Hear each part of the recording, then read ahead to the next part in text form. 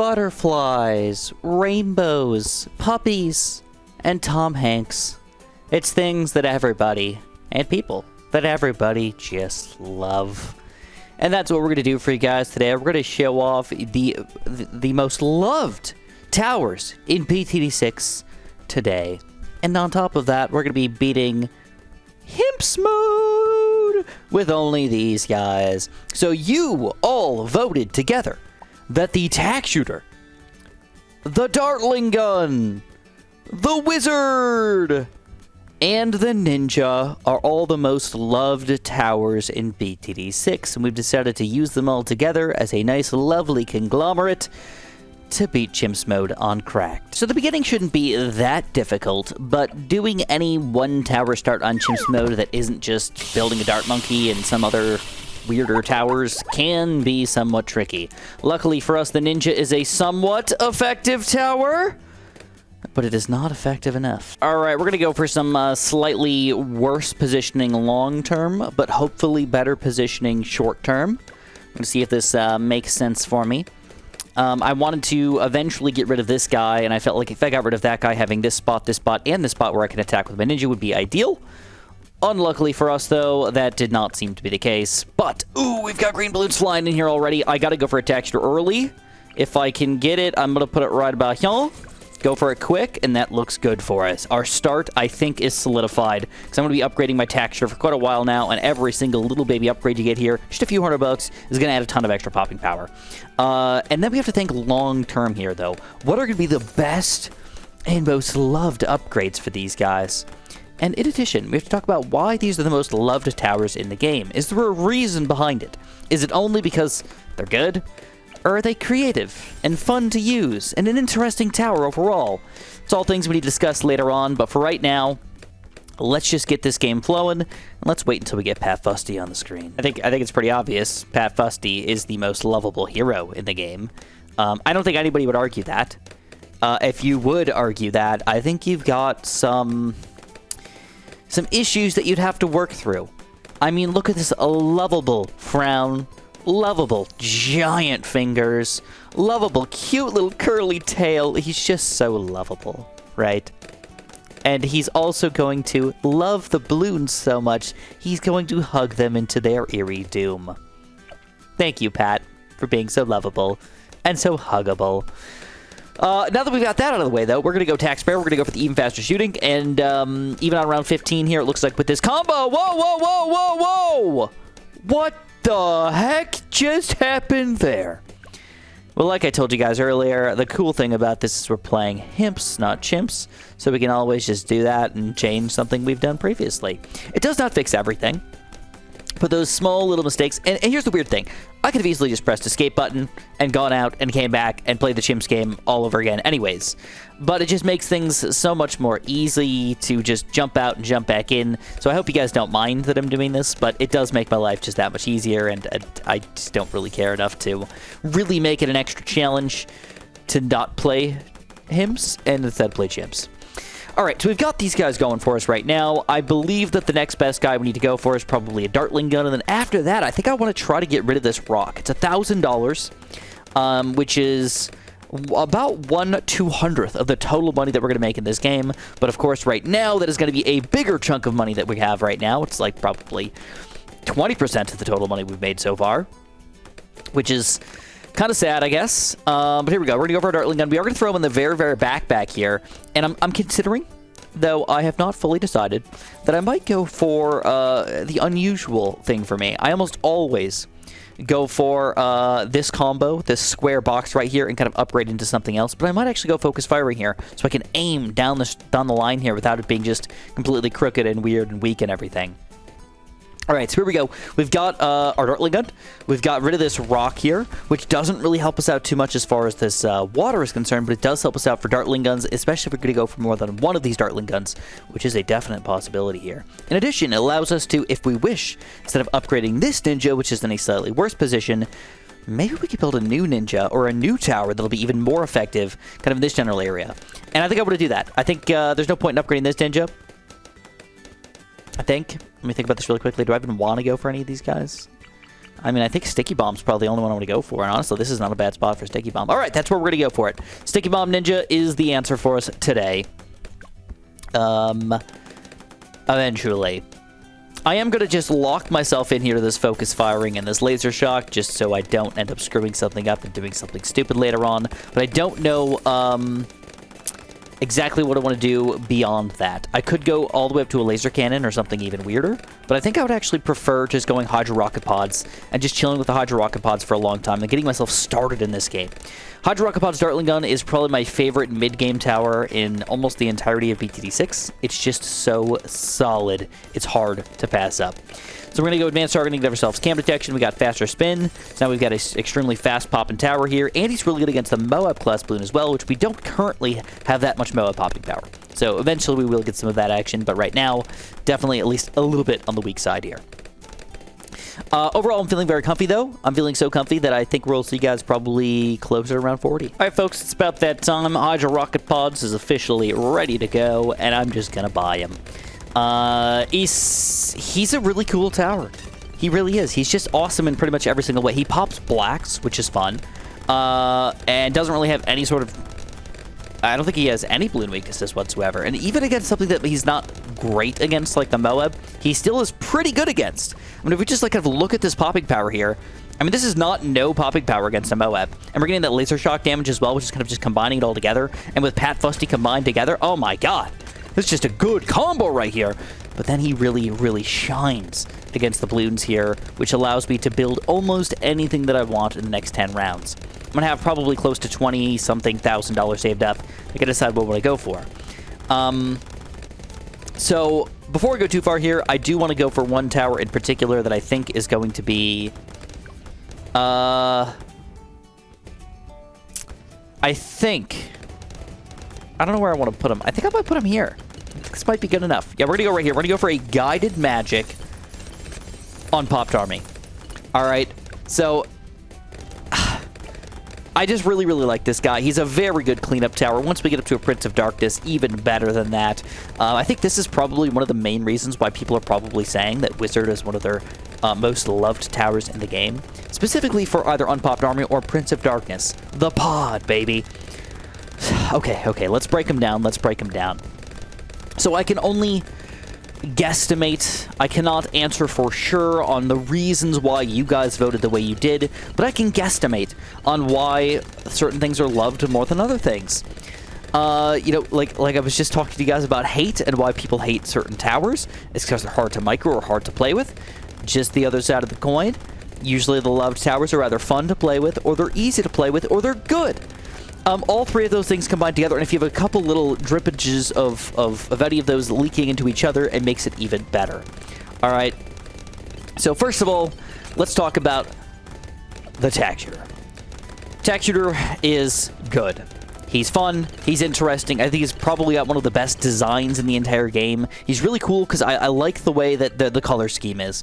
Yellow Hotshots, blue Blade Shooter, red Tack Sprayer, already right from the get-go, and they kind of keep up with that orangey yellow, bluish bluey things, and blackish red things, right? I like the color scheme. It's just really cool. I mean, just design-wise, it's well designed. And then on top of that, every single Tack Shooter upgrade, from third tier on, and even the second tiers and first tiers are not bad at all. But everything from third tier on is a useful upgrade. There's not a single upgrade that I'm like, no, I don't use that. It's bad. Blade Shooters, great. Maelstroms, great. Even the Hot Shots, which a lot of people don't really use all that much, I like. I think it's a good tower, especially if you alchemize it and whatnot. And then the Ring of Fire got a huge freaking buff, and it's freaking amazing right now. Everything about the Tack Shooter is just good. And then even going up to the 5th tiers, yes, they are expensive. But yes, they are very powerful, so it makes sense for the amount of money that you're spending on them in every single situation. Tack Shooter is loved because it is cool and very well designed. Ninja Kiwi, out of all the things that I could say to you, great job on the Tack Shooter. Alright, straight up. Well designed, very fun to use, creative and cool. That's why I love it. And I think I would say, honestly, Tack Shooter, definitely one of my top tier favorite or most loved towers in the game. Game and games, this is multiple there. Back to BTD5 and Bloons Monkey City and into BTD6 and Battles 2 and everything. Just a fun tower. Alright, moving on, we've got to talk about the Dartling Gun. This one's a little weirder to see on the list. I was not actually expecting to see Dartling Gun pop up on this list the way it did. Mostly because it is a tower that requires micro. Not an insane amount of micro, but still some micro. You have to move this guy around and make him do things. But that being said, he is one of the more recent towers in the game. He did not come out at launch, in case you kind of forgot about that action. It did take some time for Ninja Kiwi to release the Dartling Gun in this game, and it kind of makes sense. It was a little bit difficult to create because of the ridiculous amount of micro and needing that third new tier that they did not have before this game came out. So the Ray of Doom, the Mad, and the Bloons Solution Zone, all fantastic and cool and well-designed upgrades right there. They all work in different ways, they all work in fun ways, and they do have their weird weaknesses. Like you would expect a tower that's costing $60,000, $70,000, and even $100,000 to have some just be all-powerful in some way, right? But that's not true at all. They all have their own weaknesses and their own strengths, and they're really, really cool. Going back to the 4 tiers, again, just unbelievably fun and cool to look at. And like I said, the micro, even though it's like not the greatest thing ever, you can still just lock them in place if you want to. And you've always got that, especially anywhere besides Chimps, you've got the panic button. Just whoop! And you got all the different Dartling Guns to be able to aim and control as you desire. So I understand why the Dartling Gun's loved. He's just cool. He's just cool. He's kind of fun to use. And he's pretty powerful, too. Like, every single upgrade is very fair for the price you're paying. Even the $3,000, $4,000, $5,000 towers can actually go into the late game without too many issues. Specifically, I think one of the most creative and fun towers in the game is Buckshot and Balloon Air Denial System. Because of the ceramic knockback, even when you get to late game, that ceramic knockback ends up being brutally powerful in stopping reinforced ceramics and super ceramics, because it doesn't matter. It matters how much you can stun them and stall them rather than actually doing a damage per shot, allowing your other towers to actually kind of shine and making the Dartling Gun sort of a support tower in some situations. And I know that I'm talking about these things in like all these mysterious ways, all these fun ways, but I think it's because they are so complicated and fun and unique that really makes them lovable.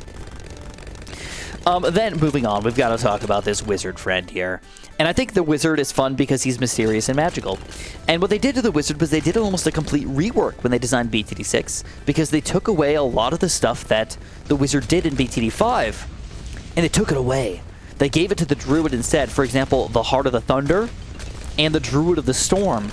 Both of those things used to be on the Wizard, the Tornado, and the Lightning, and they took those both away. You would think that that would be a terrible thing. They couldn't possibly make the Wizard have any useful aspects if he doesn't have Thunder or Tornadoes, but they really did pull it off. They made the Wizard a fun, useful, unique tower, and I find every single upgrade to be useful. Arcane Spike, great against Moabs. Summon Phoenix, great for just when you need that really crazy amount of popping power right at that quick second. And Unpopped Army and Prince of Darkness, good against literally everything, specifically helping you against DDTs, which is one of the major chaotic factors in BTD6.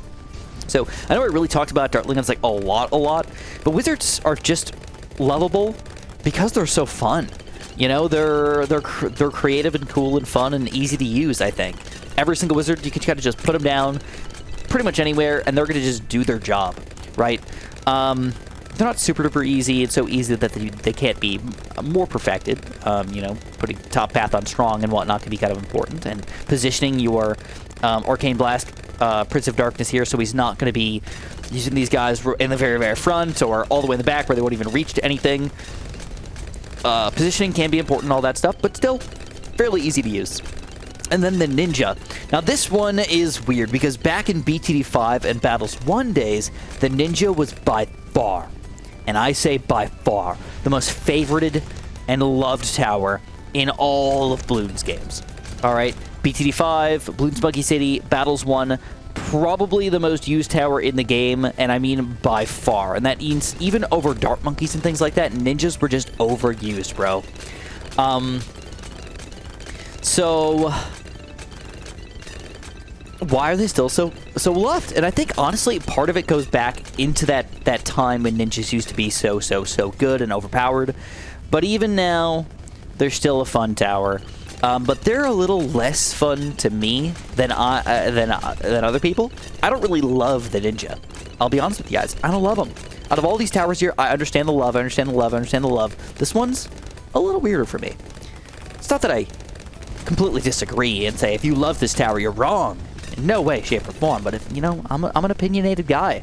I'll tell you straight up. Ninja, when I look at these upgrades, I see one thing. Bloonjitsu with Seeking Shuriken.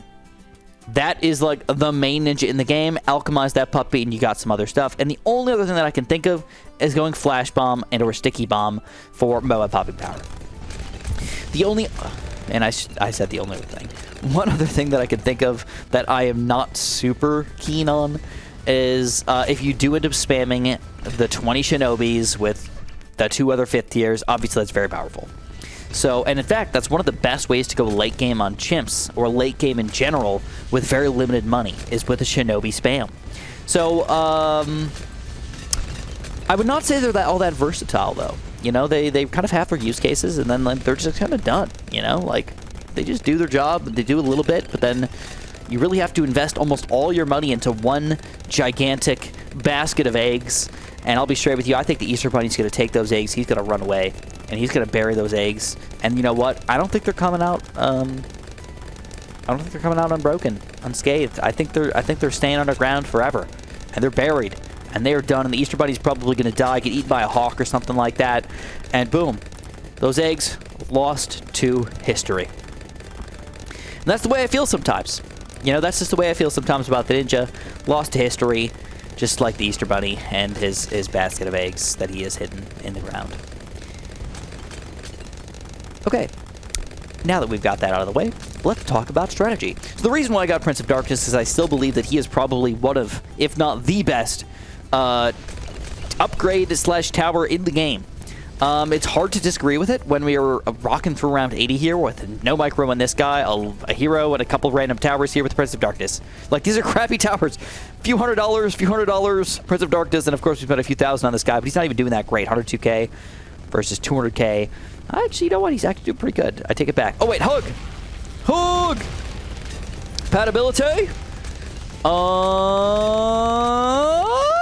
Okay, we take down around 81. We are getting pretty close to that mad money, which I think what I want to do. I'm thinking mad. I'm not thinking hardcore about mad, but I'm thinking about mad. Just want to be straight with you guys. He's 64k. He's a very reasonable price to go for the amount of Moab popping power we're going to have. And then all we have to do after that is worry about Bloon popping power. So in that scenario, I might actually go for a couple Flash Bomb Ninjas just to kind of stall everything next to Pat. And then I need something that's going to pop the balloons in addition to this ridiculousness of the Prince of Darkness. And I can't decide what I'm going to do as far as texture is concerned, but I'm thinking if we can afford it, Super Strom. Let all the balloons get popped and just Super Strom the crap out of them. A little bit of stunning power with Pat, a little bit of stunning power with the Ninja, and bam! Super Strom everything. It's all over. So, I'll be honest with you guys, I believe that we're going to have a much easier time with the most favorite towers in the game compared to the least favorite towers in the game. Mostly thanks to, again, the pod. If you guys have not been using pod in your games on any single lane map, he's dominant. He's dominant. It's that easy. All right, Pat's still doing a great job here. We're about to swap into the Mad here in $2,000. 64 grand saved up. Look at that. Beautiful. Woo! And there's the Mad. I'm just going to leave him locked in place for now. If we need to micro him, we will. But now we do need that extra balloon popping power. This is actually kind of weird because we might actually pop the mobs too quickly. And if we're popping the balloons a little bit too quickly and we don't actually even get in range of this guy, that could actually be a problem. Hope it doesn't become a problem, but it could be. All right, so we're going to go Flash Bomb, Ninja Discipline. It's kind of weird to go for a Ninja like this in the late game, but I think it just melds really, really well with my team and my current setup. Stopping and stunning Super Ceramics, pretty important part of my team here. I'm not going to be going for any Shinobis or anything like that. I'm just going to be going for regular Flash Bombs. And I do want to get the Ninja Discipline, though, because that will increase the speed of our Flash Bomb, not just the regular Ninja shots. So that's important to get those guys. You can see now we've got a ton of Ceramic Stunning Power. I think 3 Flash Bombs is enough for us. Now what I want to do is I want to make sure we get that Bloon popping power for late game. And I think I want to put him somewhere near the middle of the map here. I think this is perfect. All right, I think that's going to be in range of Pat, but maybe not. I think let's test it out. It is in range of Pat. Beautiful. Everybody's in range of Pat. That's wonderful. Heck yeah, dude. Oh, heck yeah. All right, I'll take it. Even a regular Strom will probably be pretty good, but a Super Strom, definitely where it's at, man. And I believe that this is going to be an easy win for us. The only thing that it might be a little bit complicated is around 100. We have to make sure that we pop the bad very, very quickly, because if this guy does not keep his graveyard flowing, those DDTs could be a little bit of a pain, man. I don't know. I think Mad still can probably clean up those DDTs, but you never know. If they're too late on the screen or something. It's not even about the DDT layer, it's about the balloons inside that can be a problem. Alright, Super Strom is only $6,000 away. Don't forget, I have a lot of abilities here, and the one that we haven't even done very much yet, we haven't even shown Pat's love! Pat, show your love to the balloons. Show it so good. Hug them Zomgas. Hug them. Hug them. Make them so huggable. Alright, round 95. If we lost round 95 with 0 micro from me, I would eat my own shorts. I'm wearing fairly thin, soft, clothy shorts today.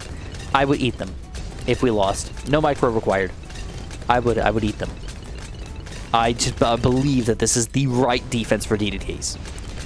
I kind of take it back about around 100 DDTs, man. I don't think they're going to be a major issue. If anything's going to kill us, it's probably going to be around 98. Just total bloonage, just overwhelming us a little bit. Could be kind of problematic. All right, what we're going to do is we're going to, you know, we haven't really done this yet. I still need just regular balloon popping power, and I can't decide what the best regular balloon popping power is for my current team. But I think what I'm going to do is, even though I don't really believe it entirely, I'm still going to go for it anyways. This guy is another tower that's just going to keep the balloons on the screen for a little bit longer. Balloon Arrow Denial System. We're going to lock him in place for now here. But we're going to go up to a Balloon Arrow Denial System, and we're going to go for the faster barrel spin. That's going to be the plan. It's going to be the plan of action here. Let's see how it goes down. Don't forget, my Super Strom is active. But I have not needed to use him yet. I think for round 98, we're probably going to use him no matter what. Even if it's not 100% necessary. We're going to wait a few more seconds here, and we're going for a fairly early-ish Super Strom. The balloons are definitely getting a little further. We got the Balloon Analysis. We're going to change to target independent real quick. We do have a mad ability, but we're hoping not to use it, just in case we got to save it for around 99 or 100. And it looks like with this very little mad micro, again, we come out on top here, even around 98. Beautiful. DDTs got nothing on us, and now we're moving on to the bad. So this is like kind of a bad ability, to be completely honest. Like, just not super perfect or anything, but I don't think it's going to matter too much, because we're still damaging that bad real good, like. And there it is. Oh my god, look at that domination! Super Strom to finish it off, and this was easy peasy. It makes sense why these guys are loved. And look at that mad, over 1 million pops. That's actually surprising, because I thought the pod would actually have more pops than the mad. But he's only got 740,000. But you can see why they are so good. 1 million and 740,000. That's close to 90% of the total pops in the game. Pat's got 100k, 30k, 28k, and just a few thousand each, man. Oh my god, they really did dominate. Pat too did help out a little bit. Don't get me wrong, he's more of a support tower, but anyways, did a great job. If you guys enjoyed, don't forget to press that like button. Don't forget to subscribe. And don't forget to have a super duper delicious day.